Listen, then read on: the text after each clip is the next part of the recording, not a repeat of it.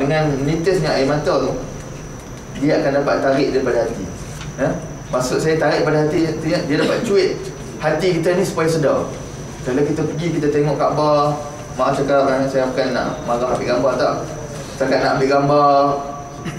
Saya suka muhasabah diri saya lah. Saya tengok lepas mayang, orang Malaysia antara yang cukup kuat ambil gambar. Orang Pakistan boleh ambil sekali-kali tak apalah, baik tunjuk kat anak-anak, bagus juga.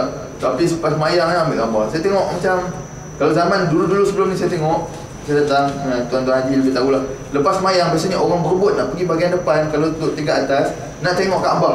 Bila dia tengok Kaabah, angkat tangan berdoa. Berdoa nak keadaan diri tak apa. Tengok, perhati hati yang keras ni lama-lama dia akan lembut.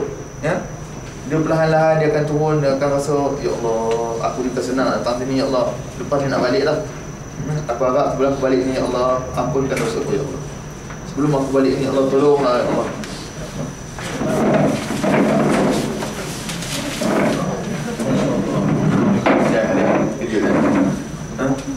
Ya Allah, sebelum aku balik ni, aku harap Allah terimalah taubat aku, ya Allah. Itu yang pertama. Yang seterusnya barulah kita minta, ya Allah, aku ada masalah, ya Allah. Masalah aku ni 10 tahun dah aku lalui. Masalah dan kehidupan ni 10 tahun dah, ya Allah, besar dalam hatiku ni. Tak settle masalah. Masalah aku dengan isteri, masalah aku di tempat kerja, masalah anak aku yang tak dengar cakap, masalah tekanan hidup, tekanan hutang. Ya Allah, tuan-tuan, itu lebih baik daripada kita seronok-seronok ambil gambar. Kita yakin jemaah kita tidak masuk dalam bulan itu. Tengok jemaah lain, seronok betul lah dia ambil gambar. Saya sebut, kalau orang dulu lepas solat berebut-rebut nak tengok Kaabah, sebab tengok Kaabah ni dapat pahala. Bila tengok Kaabah, mata tengok, hati tu lama-lama dia akan tersentuh. Bila tengok Kaabah, lama-lama berderai mata dia, curah menangis. Bila dia nangis, dia rasa sedar dia, aku ni hamba yang kecil. Kalau berdiri dengan Kaabah, dia dengan Kaabah besar sangat. Kalau Kaabah dah besar tu, Tuhan tak tahu besar mana. Kita tak nak gambarkan benda tu. Dia kata Allahu Akbar, Allah Maha Besar. Jadi Tuhan besar sangat, hebat sangat. Kalau dia nak ambil kita, nak campur kita dalam api neraka, senang sangat. Tapi kita ni ego. Tuhan suruh buat baik, kita tak nak buat baik. Tuhan suruh solat awal waktu, kita tak nak solat waktu. Tuhan suruh kita jadi orang mana, kita tak jadi orang mana. Tuhan suruh kita tolong orang minta tolong dengan kita buat tak reti dekat orang.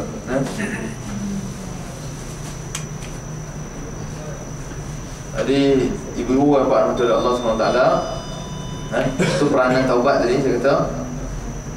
Bila kita datang ke perasaan sebaiknya sebelum kita balik, bagi yang masih belum lagi mengalir air mata dia, cuba cari jalan. Kalau yang selalu dengan isteri sampai dekat dalam Masjidil Haram tu, pisahlah. Kalau sekarang nak nangis depan isteri, memang kita akan berpisah dalam Masjidil Haram. Carilah ruang-ruang yang lelaki tu kalau boleh dapat solat dalam kawasan dataran keliling Kaabah tu, pergilah dekat sana. Lepas tu kalau rasa nak baca Quran terganggu, pindah tempat lain. Semayang depan tu, sebab bila semayang tengok Kaabah ni, dia lain masa dia. Yang ibu-ibu, kalau dapat sebab solat di ruang-ruang yang nampak Kaabah, solat. Kalau tak dapat, lepas solat, cuba cari jalan, tengok Kaabah. Lahirkan dalam hati sikit, ajar sikit-sikit. Kalau rasa susah sangat tu, maaf cakap, bukan saya nak kata apa tak, tu petanda antara hati kita keras. Kalau kita rasa susah sangat nak jadi orang yang tersentuh, hati kita ada sangat keras, cuba lembutkan dia, banyakkan lagi zikir, banyakkan lagi istighfar. Dan istighfar ni bukan cakap astaghfirullahalazim kat mulut je. Dia kata astaghfirullahalazim. Hati tu tahu apa yang disebut. Aku minta ampun ya Allah, aku minta ampun ya Allah. 10 tahun aku hidup, 20 tahun aku hidup, aku banyak dosa ya Allah. Dosa aku masih muda. Dulu aku bukan orang yang taat ya Allah. Sekarang ni alhamdulillah kau pilih aku jadi orang yang taat ya Allah. Aku minta kau kekalkan aku ya Allah sampai kau ambil aku ni orang yang taat ya Allah. Aku masuk dalam kumpulan manusia yang taat. Janganlah ya Allah di penghujung kehidupan aku kau ambil balik nikmat ini. Aku tidak tahu adakah aku boleh berada dalam keadaan begini. Ya Allah, kalaulah akhlak aku sebelum ini bukan akhlak yang baik, orang lain rasa susah hidup dengan aku. Kalau orang lain duduk dengan aku kerja dekat mana-mana, aku ni jadi manusia yang menyusahkan orang. Aku dapat sedar bahawa orang-orang yang berada sekeliling aku rasa susah dengan kedatangan aku. Ya Allah, elokkanlah pribadi, ya Allah, elokkanlah pribadi aku ni, elokkanlah akhlak aku ni, ya Allah. Ya Allah, aku ada anak yang macam ini sifat dia, ya Allah. Susah nak bentuk, ya Allah, anak aku ni. Aku tidak ada kekuatan, tidak ada kuasa untuk mengubahnya, ya Allah. Aku harap Engkau lah yang boleh mengubahnya, ya Allah. Aku sebagai ibu, aku sebagai ayah, tolonglah, ya Allah. Aku tidak ada kekuatan nak bolak-balik hati dia. Wahai Tuhan yang membolak-balik hati manusia, tukarkanlah hati anak aku ini supaya jadi manusia yang baik. Ya Allah, aku ada isteri yang sangat susah dengan cakap aku, ya Allah. Isteri aku dalam keadaan macam ni, ya Allah, selalu bertentangan dengan aku, selalu tak nak dengar apa aku cakap. Aku suruh buat baik, dia lawan. Dia suruh buat baik, dia lawan yang apa yang aku cakap. Ya Allah, Engkau lah yang cipta dia, Engkau tahu akan isi hatinya. Ya Allah, aku sangat sayang kepadanya. Tolonglah, ya Allah, Kau perbaikilah akhlaknya, ya Allah. Kau tolonglah dia, ya Allah. Kau jadikanlah dia manusia yang taat pada perintahmu, yang membantu aku untuk menjadi manusia yang taat padanya. Ya Allah, aku ada seorang suami yang agak susah nak dengar perintahmu, ya Allah. Suami aku ni agak susah, ya Allah, untuk menyambut seruanmu, untuk ke masjid, menunaikan solat. Suami aku ni manusia yang sangat kasar. Suami aku manusia yang sangat bengis. Suami aku seorang ayah yang sangat tidak penyayang pada anak-anaknya, yang tidak ambil berat pada anak. Hari ini aku berdoa, ya Allah, aku angkat tangan, tolonglah, ya Allah, ubahkanlah dia. Jadikanlah dia manusia yang membimbing aku ke arah ketaatan, yang membimbing anak-anaknya menjadi seorang suami yang sayang pada anak-anaknya. Tuan-tuan, Allah SWT, semuanya bermula dengan taubat, ya. Bila datang taubat, hati kita dah mula tersentuh, ya, dengan ilmu, dengan keazaman, dan dengan penyesalan kita, dengan keazaman, kita harap Tuhan akan dengar. Dan kita kena yakin, ya Rabbal Ka'bah, wahai Tuhan yang punya Ka'bah depan mata aku, Tuhan yang cipta Ka'bah ini, Ka'bah yang Nabi duduk sebelahnya pada zaman dulu, zaman Nabi Ibrahim, zaman sampai Nabi Muhammad SAW, tak ada Ka'bah lain. Ka'bah itulah, cuma kelambu dia saja yang ditukarkan, batu-batu itulah. Tempat sekeliling, kalau tuan-tuan dapat rasa sekeliling Ka'bah, ada tempat yang Nabi pernah sujud waktu tu. Datang orang kafir Quraisy, letak perut unta yang busuk tu, letak atas kepala Nabi. Abu Bakar sedih tengok. Di tempat situlah Nabi SAW pernah kena dera. Dekat situlah para sahabat pernah kena hentam, pernah Ibnu Mas'ud, Abdullah bin Mas'ud yang berani tunjuk dia baca Quran, datang orang kafir Quraisy hentam dia. Di bumi itulah berlakunya pelbagai perkara yang hebat-hebat. Di bumi itulah yang melahirkan manusia-manusia yang hebat. Jadi kena datang dengan perasaan. Bila ada perasaan tu, baru dia akan melahirkan rasa untuk bertaubat. Dia akan melahirkan doa-doa, dia akan terlintas sendiri. Sebab tu tuan-tuan yang betul Allah, saya galakkan kalau kita baca doa sendiri, jangan terikat dengan buku. Kalau kita ikat dengan buku, kita baca buku, kadang-kadang doa tu tak ada kaitan dengan kita. Doa tu betul bagus, tapi macam mana kita nak lahirkan perasaan tu? Semuanya dengan baca doa yang kita rasa, apa yang kita lalui dalam kehidupan kita rasa susah, kita sebut satu persatu. Sebut tuan-tuan, Tuhan ni kalau nak sebut sebagai tamsilan, tidak layak Allah nak disamakan dengan kaunselor, tetapi sifat Tuhan tu lebih hebat. Kalau kita kata kaunselor ni good listener, pendengar yang baik, Tuhan lebih hebat daripada tu. Kalau kita ada ayah yang sangat penyayang, kita ada ibu yang sangat penyayang, yang sangat dengar kita cakap, sangat sanggup belai kita, Allah tu lagi hebat, dia punya kasih sayang tu. Cuma kita nak kejar ke tidak? Kita takut rugi, kita pergi Masjidil Haram, pergi balik, tak ada apa. Perasaan kita tak datang, sampai nak habis dah, tak pernah pun terlintas di hati ni nak rasa sedih sangat dengan dosa yang dia buat. Kita takut tuan-tuan, untuk jadi macam tu.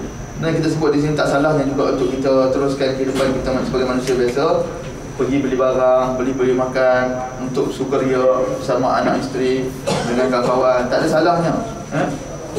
Itu kita sebagai kedua orang Islam boleh benda tu. Tapi bila kita bersendirian, sewajarnya kita jadi manusia yang sangat rasa sedih dengan diri kita. Tidak bermaksud setiap masa bila keluar jumpa orang datang makan muka sedih. Kenapa saya tu? Aku sedang bertaubat.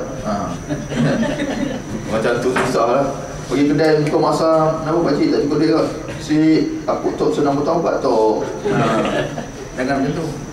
Jadi taubat kita nak beritahu orang Islam ni, dia bukan macam tu. Muka sedih dia tu, muka yang sangat sedih tu ketika dia dalam bertaubat, dia menunaikan ibadah, dia sedih sangat dengan diri dia. Kalau semain senyum pelik pula orang kan. Barang khabar senyum. Siapa ni Hafiz main senyum? Saja ustaz, seronok tengok khabar. Bukan macam tu.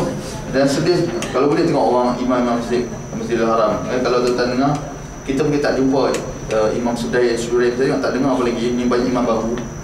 Kalau dia baca Fatihah, Bismillahirrahmanirrahim, Alhamdulillahi Rabbil Alamin, Ar-Rahmanirrahim, sampai Ar-Rahmanirrahim dia menangis. Saya pernah semayang kat sini waktu Ramadan tu. Lama dia berhenti dekat Ar-Rahmanirrahim tu, saya sampai tak boleh nak baca Fatihah. Sampai tak boleh nak baca Fatihah. Sebab dia faham ayat tu. Kita orang Melayu kita tak faham kan. Sepatutnya Fatihah ni pun kita dah boleh faham. Kita faham dan hayati, beza ya. Faham dan hayati beza. Faham Ar-Rahmanirrahim, yang Maha Pemurah, Maha Pengasih. Pemurahnya Allah bagi aku hidup 40 tahun ni, 50 tahun sehat, tak ada kena kecil manis, tak kena darah tinggi. Walaupun ya Allah, aku walaupun kena sakit, tapi alhamdulillah kau bagi aku hidup, kau bagi aku pertolongan lagi untuk boleh bertaubat, kau buka rezeki untuk aku datang kat sini. Ramai kawan-kawan aku tak dapat datang. Ya Allah, ramai kawan-kawan aku yang lebih kaya daripada aku, tapi tidak kau sentuh hati dia untuk tergerak datang sini. Tapi aku ni rezeki lebih kurang, sikit-sikit je. Tapi alhamdulillah kau pilih aku datang sini. Terima kasih ya Allah. Terlintas. Tu yang saya tengok kat sini, subhanallah, orang yang duduk sekeliling Kaabah tu, imam-imam. Dalam bila solat malam dengan dia orang pada waktu qiyamul lail dalam Ramadan, saya sebut kalau dapat datang bulan Ramadan, datang bulan Ramadan. Setiap kali lepas tarawih, dia setiap tengah malam dia start tarawih tu sampai pukul 1, dia akan start mula dengan solat tahajud, solatul lail. Solat dia sangat lama berdiri, sangat lama sujud. Solat-solat tu semuanya sangat memberi kesan pada hati kita. Dan kebiasaannya imam yang baca, yang jadi imam tu cukup tersentuh dengan doa dia, dengan bacaan dia. Tak belum lagi berdoa, dia baca Bismillahirrahmanirrahim, Alhamdulillahirabbil alamin, tu pun orang kat belakang dah rasa sayu sangat. Sebab dia baca memang direct, dia harap kepada Allah SWT. Jadi itu sebagai peringatan untuk diri kita sendiri, dan diri saya khususnya. Kita nak cuba bawa bagi ada rasa timbul perasaan istisyar, nak sebut, nak datang ke perasaan di dalam diri kita. Jadi tuan-tuan macam Allah SWT, jadi tolong beritahu lah habis berapa kamu punya 10 minit ke 10. Tuan-tuan nak sampai berapa kan? 10 saya mati insyaAllah. Nanti insyaAllah ada taklimat sikit pada jari. Kemudian ayat Allah yang lain, ni yang saya baca tadi, surah Tahrim. Ya ayyuhallazina amanu tubu ilallah taubatan nasuha. Wahai orang yang beriman, bertaubatlah kamu sekalian kepada Allah dengan taubat nasuha. Ni selalu orang dengar kan. Ada tak orang boleh beritahu dekat saya taubat nasuha tu maksud apa? Tak ada hadiah lah bagi ni. Ini tu hadiah ni marah pula. Kena cari hadiah jaga emas, dapat bilik lain kan. Taubat nasuha. Kita buat 2 ways ni, dia menarik sikit. Orang boleh share, boleh tahu. Taubat nasuha. Makcik kat belakang, Makcik Fatimah nak jawab. Dan dulu kawan saya banyak, saya jumpa nama ayah dia pun nama Muhammad Nasuha. Apa maksud nasuha? Okey. Tuan Haji, belum ni bakal. Apa nasuha? Tak tahu. Tuan Haji ni tahu kan? Nasuha. Sungguh-sungguh. Masya-Allah. Taubatlah. Sebelum tu saya urai sikit makna taubat. Saya tak tahu tadi. Asal perkataan dia, root word dia taba, ta alif ba. Taba yatubu taubatan. Taba artinya kembali semula. Dia kembali semula. Okey. Taubat, dia kembali semula kepada Allah. Sebab apa kata kembali? Awal-awal kita kata tadi, manusia dilahirkan dalam keadaan fitrah. Tapi bila dia buat dosa, makin jauh, so dia nak kembali balik, dia panggil taubat. Dia kembali balik semula. Dan orang yang kita kata yang mu'allaf tu kan, yang convert tu, dia bukan convert. Orang kata sekarang bahasa sepatutnya dia revert.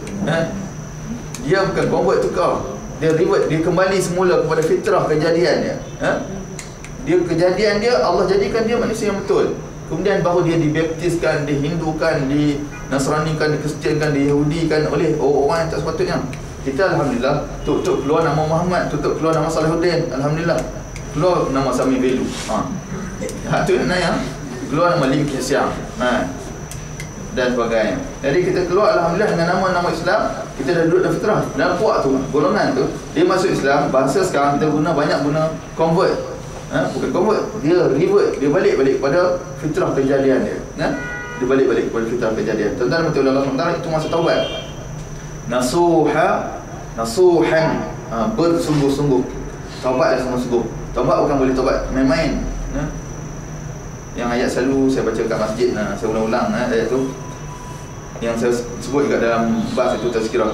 Wasari'u ila maghfiratin min rabbikum wa jannatin 'arduha as-samawati wal ardh u'iddat lil muttaqin alladhina yunfiquna fis sarra'i wad dharra'i wal kazimin al-ghayza wal 'afina 'anil nas wallahu yuhibbul muhsinin والذين إذا فعلوا فاحشة أو ظلموا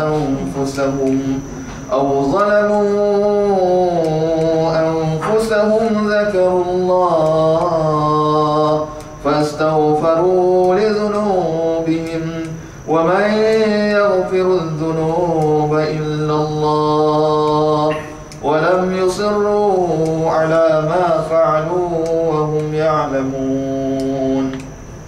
Di setimah ayat ni, saya harap lepas ni kalau kita baca kat masjid, ibu-ibu bapak dapat ayat dia ayat ni Seterus ambil yang belakang tu. Dan sebenarnya takut juga cakap ni, sebab kita takut orang yang cakap ni tak dapat buat. Berdoa kalau tuan-tuan, orang yang cakap ni dan zuriat saya, ahli kaum saya adalah orang yang lebih utama buat daripada apa yang saya sampaikan ini banding dengan tuan-tuan. Sebab saya yang berkatakan perkara ini. Walladzina idza fa'alu fahishah, dan orang-orang ini apabila yang ceritakan di awal tu, orang-orang yang segera kepada pengampunan Allah, mereka ni sifat dia seperti ini. Orang yang apabila mereka melakukan kejahatan, melakukan maksiat, walladzina idza fa'alu fahishatan zakarullah. Zakarullah artinya dia ingat Allah. Bila dia terbuat je, ya Allah, hari ni aku lambat solat rupanya.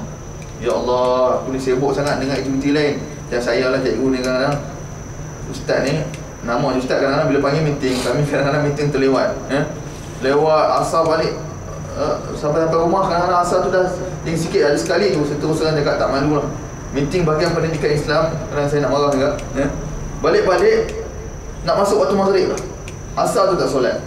Ya Allah, aku ni besarkan benda yang lain daripada aku besarkan kehendak Allah Subhanahu Wa Taala. Itu contoh kita dalam kehidupan kita. Kalau kita sibuk kerja, dengan kerja-kerja rumah sebagainya, kita lewatkan solat, tak campur lagi maksiat-maksiat yang lain, kita terlewat. Kita buat kalau macam budak-budak pergi main ke sebagainya, terlewat nak solat. Dan orang ni apabila dia melakukan satu perkara yang dikira dosa, zakarullah, dia ingat Allah Subhanahu Wa Taala, kemudian dia buat apa? Fastaghfaru lidzunubihim. Dia ni akan cepat-cepat pergi minta maaf, minta ampun kepada Allah.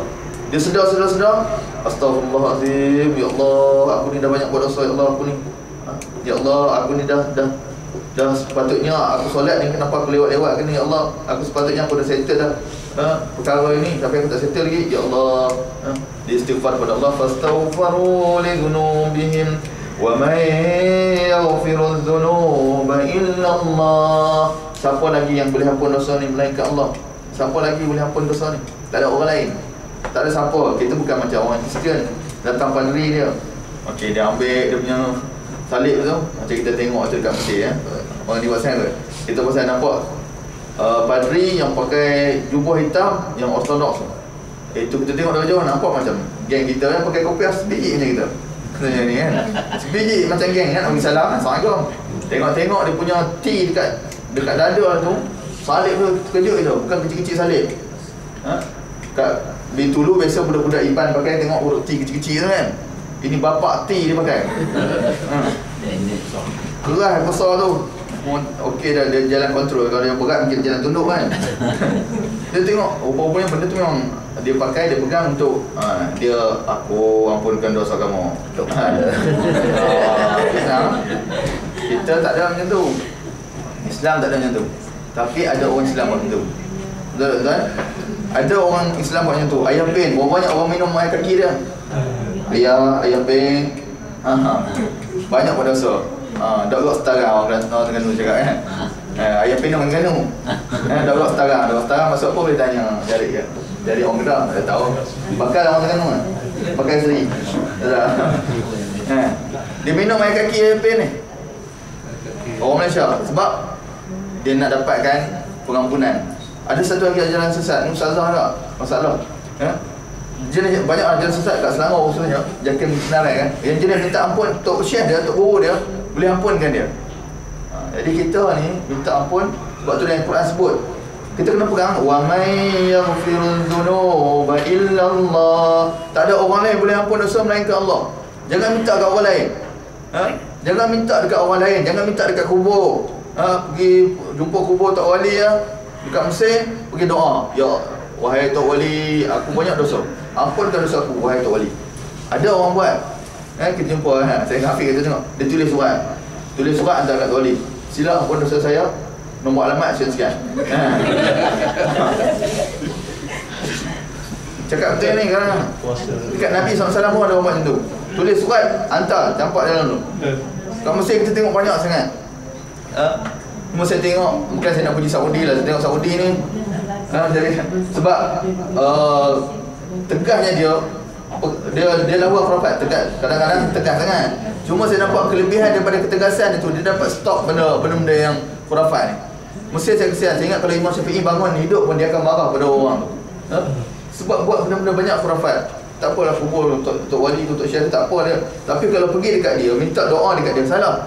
Pergi berdoa untuk Allah ampunkan dosa dia. Dia macam kita juga, tak apa, tak ada masalah. Tapi kalau kita minta dengan dia, itu salah. Begitu juga dengan Nabi SAW. Saya ada tegur juga, itu ada sebut, kita ni kebiasaan orang Malaysia pergi bagi salam kat Nabi, Assalamualaikum ayah Nabi, bagi salam, lepas tu kat Abu Bakar, lepas tu dekat Umar, dia angkat tangan baca doa ke depan. Kiblat duduk kat belakang kita. Sebaiknya kaedah yang betul, pusing menghadap ke kiblat, berdoa kepada Allah SWT. Bukan berdoa minta dekat Nabi. Walaupun tadi kita doa semoga Allah Ta'ala bagi pada Nabi kita kedudukan yang baik sebagainya, sebaiknya adab yang kita menghadap pada kiblat. Begitu juga kalau balik kampung, bila ziarah kubur, kalau boleh cari arah kiblat nak doa untuk mak ayah. Orang yang baca doa tu kalau boleh menghadap kiblat, ya Allah ampunkan dosa ibuku yang berada dalam kubur ini, ya Allah. Macam tu sebaiknya lah, supaya kita nak elak daripada kita berdoa untuk orang dalam kubur, minta kepada orang dalam kubur. Begitu juga kita tak boleh minta doa dekat benda-benda khurafat yang lain. Jumpa je, nampak je telaga ke jenis hebat-hebat kan. Orang kata ada magic kan, ataupun pokok-pokok hebat, nampak kampung pokok semacam kan. Balik kamu nampak Masya Allah, pokok belakang Masjid Syakirin tu besar nampak. Pergi baca doa kat bawah tu. Ini orang Melayu biasa, masyarakat Melayu. Jadi kita nak beritahu doa dalam ayat tadi ceritakan wa may yaghfirudz dzunuba illa Allah, tak ada orang boleh ampun dosa melainkan Allah Subhanahu Wa Taala. Walam yusiru, dan syarat seterusnya walam, tidak mereka itu yusirru, berterusan ala ma fa'alu, di atas apa yang mereka buat itu, wahum ya'lamun, dekat mereka tahu. Maksudnya dah taubat, dia minta ampun dengan Allah, jangan dia berterusan buat perangai macam tu. Ya Allah, aku tu selalu nikam nombor ekor. Aku datang situ, cakap tak orang lagi cakap pasal lepas sikit. Aku datang situ mohon ampun padamu ya Allah, si mau lagi nikam nombor ekor. Okay, alhamdulillah. Minta ampun dah. Balik-balik Bintulu, tiba-tiba datang perasaan, Masya Allah, nombor itu nampak mimpi kat muka 4001, nombor bilik Ustaz Salahuddin. Ni cerita betul tuan-tuan. Saya dekat sekolah, kawan saya biasanya bukan Islam lah, Iban, dia tahu kita ustaz ni Masya Allah, dia kata kita ni dekat orang dekat Tuhan, dia kata kita pun tahu diri kita ni macam mana, kita tahulah keadaan diri kita. Dia anggap ustaz ni maksudnya orang macam Tok Wali kan. Dia ingat macam dia punya Sami, dia punya Sifu kan. Shaolin dia kan. Ustaz, apa yang punya nombor kereta? Apa hal mau apa? Ada macam Cina. Aku sajalah mau jam. Lepas tu dia beritahu kan, aku nak tekan nombor ekor nombor dia. Dulu masa saya pakai motor saya hilang. Dia tak ditekam. Motor dia sial. Motor saya kena curi. Dia nak ambil nombor tu, dia nak pergi tekan nombor ekor. Sebab dia kata nombor ni ala ong lah Ustaz. Ala ong ni. Dia dah tikam nombor kita. Nombor Ustaz ni jaga-jaga. Sebab tu kita ingat kalau Ustaz ada motor, kata Ustaz bayar, motor tu seletik dia punya nombor nombor dia orang ambil. Dia orang anggap dia nak tekan nombor ekor. Jadi saya sebut ni tuan, bila balik kampung dia berterusan. Terus terang cakap ada Tuan Haji. Ada Tuan Haji bukan dekat Bintulu lah. Ni saya cerita kampung saya. Dia taubat masya-Allah pergi lagi balik rumah. Balik-balik dia duk main tekan nombor ekor lagi. 4 digit tu. Akhir-akhir beli paper pasal apa? Pakcik saja suka baca paper, baca bab sukan. Oh tak apa, baca sukan. Lepas tu dia curi sudut kecil, sudut pojok. Pakcik sukan apa tu? Sukan lebah budak. Tak ada baca lah. Siapa saja tengok kok ada kenal dengan nombor rumah pakcik. Faham lah. Jadi tuan-tuan betul Allah SWT yang kita takut lah. Kita cerita yang kat kampung saya tu lagi teruk, lagi sedih bila ayah saya cerita. Salahuddin, ayah nak beritahu dia ni pergi haji dengan nombor ekor. Tikam dapat duit, dia pergi haji ekor. Dia dapat duit, dia kaya dengan, tapi bagus dia insaf, subhanallah. Dia bagusnya dapat duit tu, dia rasa nak buat kebajikan, nak buat ibadat, dia pergi dengan duit tu pergi buat haji. Sah tak sah? Sah haji sah. Masya-Allah, boleh. Orang tidur hebat-hebat ni jadi ulama orang ni buat main. Hukum dia sah haji dia, tetapi dia berdosa. Macam orang sembahyang dalam pakaian, dia pergi pakai jubah yang dia ambil free daripada kat kedai depan tu, pergi sembahyang Masjidil Haram. Pergi try macam saya dengan grup orang Afiq Abang Ghani tu pergi beli kat kedai. Dia kata suruh buka, saya pun segan buka baju semua, tinggal baju putih dengan seluar kan. Lepas tu try, saya ingat balik nak pakai baju Haramain tu lah. Baju saya yang buruk saya tinggal kat situ. Contohnya kalau kita pakai tu pergi semayang tak bayar lagi, kita curi semayang tu sah, tapi pakaian kita tadi kita berdosa di sisi Allah SWT. Jadi pakcik ni balik memang pesan, nampak dalam kehidupan dia adalah haji orang yang tekan nombor ekor. Dia punya keturunan dia, orang kampung saya kenal lah, sifat-sifat anak-anak dia memang orang bahasa orang kita sebut tak menjadi. Kalau seorang ada masalah dalam keluarga tu tak pelik tuan-tuan, orang kata dah standar buah kelapa tu, orang sebut ada sebiji buah kelapa yang buruk ataupun buah-buah apalah, biasanya ada satu benda yang tak okey. Ini teori orang tua-tua tapi teori agama bukan macam tu. Itu sebagai ujian bagi orang yang hadapi kehidupan macam tu. Ada kalau 5 orang anak dia, tiba-tiba seorang tak menjadi, tu mungkin lah. Tapi ini daripada 5 tandan biji kelapa tu, 5 busuk, 5 tak boleh pakai, semua penagih dadah. Seorang kat kampung saya tu, seorang ustaz, habis kebanyakan anak dia semua. Jadi ditomah keluarga ayah saya, dia kata ayah saya macam ni. Itu banyak cerita. Yang ni nampak semua buruk, semuanya berpunca daripada rezeki si bapa tadi. Sebab tu bahaya sangat. Kita berdoa lah, walaupun Tuhan uji kita kadang-kadang ada anak seorang nakal, 2 orang tu biasa, tak pelik tuan-tuan untuk Allah. Tapi kalau satu keturunan semua teruk, semua 6 jahanam, semua dia boleh buat pergi satu geng mamak kita curi barang semua cik adik-adik. Cik list nama semua bin sama, bin Ali mamak, sama ni makan dia curi. Ni bapak dia curi, ada tak apa okey, maybe something wrong somewhere. Jadi tuan-tuan betul Allah SWT. Saya rasa saya pernah lewat. Sebelum saya akhir, saya nak baca sikit lagi untuk ambil manfaat daripada hadis Nabi SAW. Ini sedikit. Allah Ta'ala kata ayat Quran tu lagi, innallaha yuhibbut tawwabin wa yuhibbul mutatahhirin. Ingat ayat saya baca tadi, orang yang taubat tadi, bila dia minta ampun, dia ingat Allah SWT dan dia yakin bahawa tak ada orang yang boleh ampun melainkan Allah, dan dia pula tak berterusan. Artinya dia tidak berterusan dengan kejahatan yang dah dia bertaubat tadi, dia tak kembali semula buat. Dalam keadaan dia tahu benda itu berdosa. Kemudian Allah Ta'ala kata innallaha yuhibbut tawwabin wa yuhibbul mutatahhirin. Ayat ni biasa kita dengar semua orang hafal kan. Sesungguhnya Allah SWT sangat sayang pada orang-orang yang banyak taubat. Banyak taubat, jangan rugi tuan-tuan pergi mana-mana bawa kereta nanti ke astagfirullahaladzim, ya Allah ampun dosaku ya Allah. Teringat masa dulu kat depan Kaabah dulu.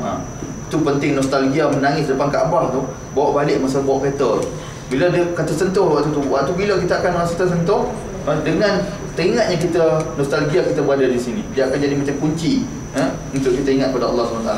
Ketahuilah bahawa Allah sangat sayang pada orang yang bertaubat dan Allah sangat sayang pada orang yang bersuci. Akhirnya hadis Nabi SAW ada dua, satu hadis dan satu lagi hadis yang ada kaitan dengan cerita. Kata Nabi SAW, ya ayuhan nas tubu ila rabbikum, wahai manusia sekalian, bertaubatlah kalian kepada Allah Subhanahu wa taala. Fa inni, sesungguhnya aku, atubu. Kalau bertaubat, saya bertaubat, atubu, aku bertaubat ilallahi, kepada Allah Subhanahu wa taala, fil yaumi, sehari, pada sehari semalam. Nabi bertaubat berapa kali? Mi'ah. Mi'ah artinya 100. Mi'ata marrah, marrah kali. Orang kata mi'ah, mi'ah kan, ataupun di sini bagi mi'ah. Mi'ah, mi'ah artinya 100, marrah kali, 100 kali. Sesungguhnya Nabi SAW dalam sehari baginda bertaubat 100 kali. Bukan dinilai dengan 100 biji tasbih yang astaghfirullahalazim tu, dengan 100 kali penuh pengharapan pada Allah. Kalau tak kira astagfirullah. Biasa kita tengok kan. Tak, kalau tahlil lagi laju. Allah Allah, la ilaha illallah, la ilaha illallah, Allah Allah. Habis. Dia dah cepat lagi tengok makanan lagi laju letak. Makcik tu kan hidang dia. Saya biasa bawa tahlil, saya perhati. Kadang-kadang saya jalan la ilaha illallah.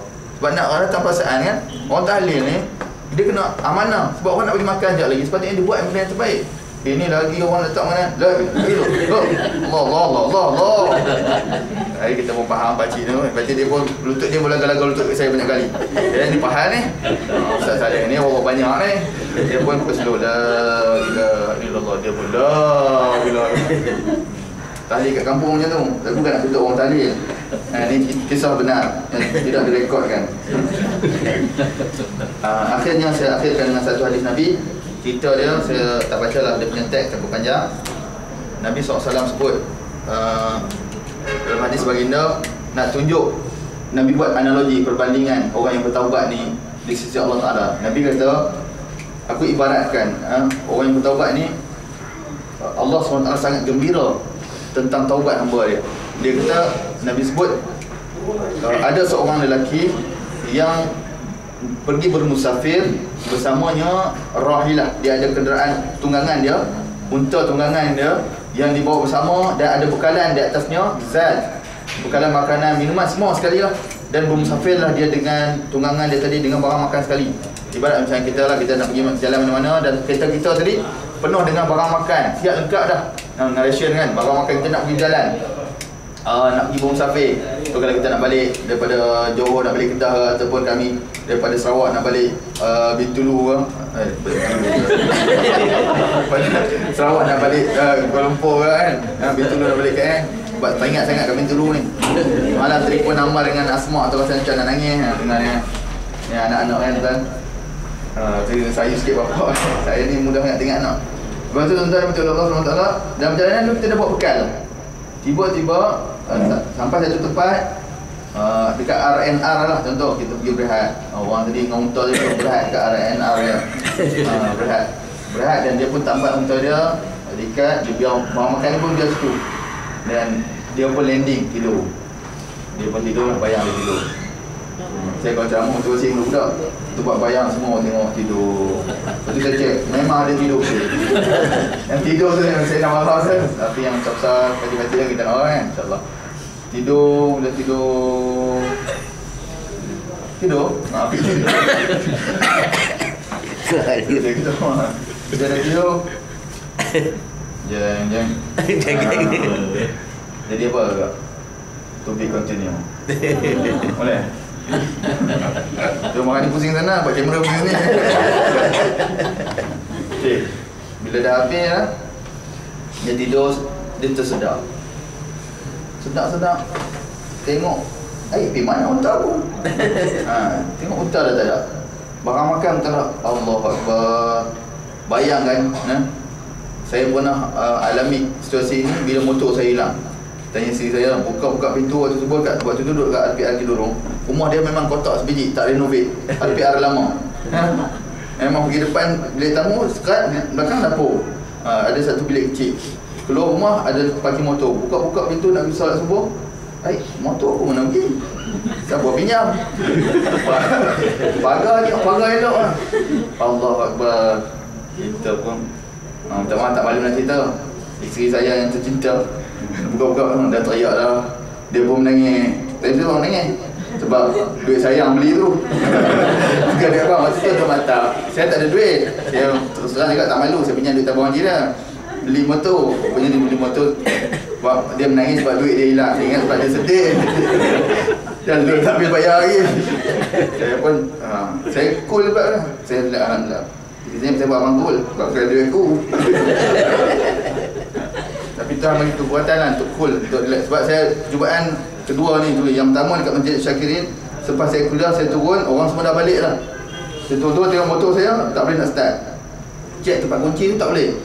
Pergi hantar dekat kedai, Ustaz Ibrahim tolong saya tu, ambil saya bawa balik. Esoknya Pomen dia cek gitu, dia cakap you punya motor sudah hampir mau kena curi tu. Sebab dia pakai kunci yang jenis masuk tu, dia pusing tapi tak dapat dengan izin Allah. Tak dapat. Lepas saya turun kuliah, orang lain dah balik, motor saya jatuh. Dalam saya pergi Surabaya, saya balik dengan Surabaya, besok baru pergi hantar kedai. Cina kata motor hampir kena curi. Rupanya tak kena curi kat Masjid Syakirin, curi betul-betul depan rumah saya. Dia angkat masuk dalam hailak waktu musim hujan. Bagi orang yang duduk di kawasan sana, dia angkat, bubuh dalam hailak dan kereta besar dia bawa pergi ladang. Kalau saya jalan ladang mungkin saya jumpa kan. Jadi motor saya hilang. Nak cerita perasaan kita rasa sedih. Sedih barang kita hilang. Orang yang bangun tidur ni bangun sedih. Ya Allah, mana barang aku ni?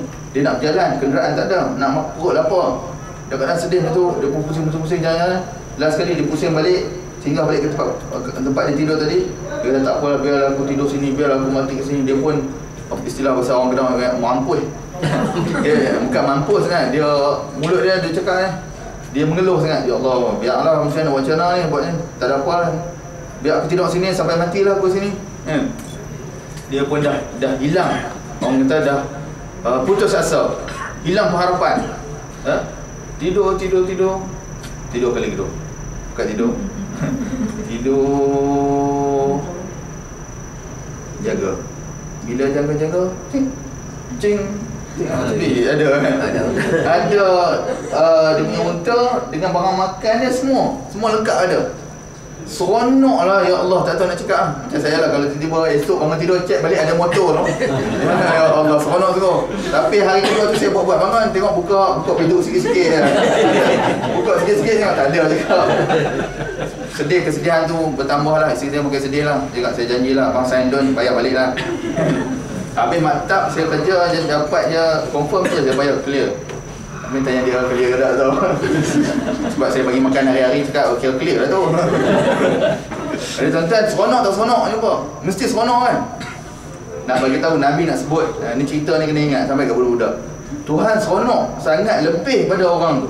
Nabi bagi tahu Tuhan seronok sangat orang yang bertaubat. Seorang hamba datang, contoh Ustaz Salahuddin ni banyak berdosa, datang bertaubat. Ni Salahuddin ni banyak berdosa dulu, dia taubat. Ya Allah, aku Tuhan Allah SWT, dia seronok sungguh. Dia kata hamba aku ni datang bertaubat kepada aku, seronok sungguh-sungguh. Saya tak tahu nak bayangkan, tuan-tuan boleh fikir sendiri macam mana nak bayangkan seronoknya orang jumpa benda yang hilang. Macam kita kalau hilang barang, kita jumpa seronok sangat-sangat. Tuhan tu sifat dia seronok sangat bila hamba dia datang bertaubat. Lebih lagi poin dia lebih lagi daripada orang yang seronok sangat tadi. Masing-masing boleh bayang sendiri lah macam mana. Saya tak reti nak explain lagi. Maksudnya Tuhan rasa seronok sangat-sangat. Kalau nak dibandingkan dengan orang yang barang dia hilang, tiba-tiba jumpa balik, orang tu rasa seronok sangat, rasa gembira sangat. Tuhan Allah Subhanahu Wa Taala, Rabbuna Rabbul Jalil, Tuhan yang Maha Pengasih, Tuhan yang Maha Penyayang, dia rasa seronok sangat. Sedangkan Tuhan Allah SWT sepatutnya dia tak payah nak rasa seronok sebab ini adalah hamba dia. Dia tak payah nak rasa seronok memang sepatutnya. Tapi Tuhan ni sifat dia nak beritahu kita tak nampak Allah, tapi kita kenal dia. Kita kenal bahawa dia Tuhan yang sangat sayang kepada kita. Dia bawa kita datang sini, dia bagi kita kesihatan yang baik. Walaupun kadang-kadang kita cirit sebagainya, alhamdulillah sakit perut. Saya rasa seronok bila datang sini, Tuhan bagi saya okey. Cuma sikit-sikit kan letih sebagainya, tapi dapat beribadah, dapat berkhidmat kepada ibu-ibu bapa sekalian, dapat pergi Masjidil Haram, dapat bersama-sama solat. Rasa seronok sangat. Dan saya yakin keseronokan Allah Taala tu atas kita tu lebih berkali-kali ganda. Kita tak tahulah. Itu nak bagi bandingan bahawa Tuhan Allah SWT ni dia sangat sayang kepada kita. Tinggal lagi buat akhirnya kita ni sayang ke tak kat Tuhan. Saya tinggalkan persoalan ni. Persoalan ini balik fikir, aku tu sayang si ke Tuhan aku. Aku sayang tak sungguh-sungguh pada Allah. Kalau aku sayang pada Allah, sifat aku macam ni, macam ni. akhlak mulia, rajin solat, rajin taubat, zakat bayar, apa sebagainya, ni orang sayang Allah. Tapi kalau jenis aku ni suka ngumpat ke orang, aku ni jenis perangai ni huduk sungguh lah, orang tak boleh hidup dengan aku ni kerja-kerja, aku menyusahkan orang je, kerja aku ni macam ni, aku ni suka menindas orang, aku ni manusia macam ni, kita bukan orang yang sayang Tuhan. Aku ni susah sangat nak keluar duit, nak sedekah, aku bukan orang yang sayang Tuhan. Dia, saya buka soalan ini, saya tinggalkan pada tuan-tuan. Bagi akhirnya letak dalam pemikiran kita ni, adakah aku insan yang sayang kepada Allah? Allah dah sayang dah kat kita ni, tapi adakah kita balas kasih sayang kita dengan Allah? Untuk itu saya mohon maaf banyak kerana saya panjang, dan mohon maaf juga di awal tadi, saya mohon maaf sangat-sangat sebab saya masa ni memang saya jaga semua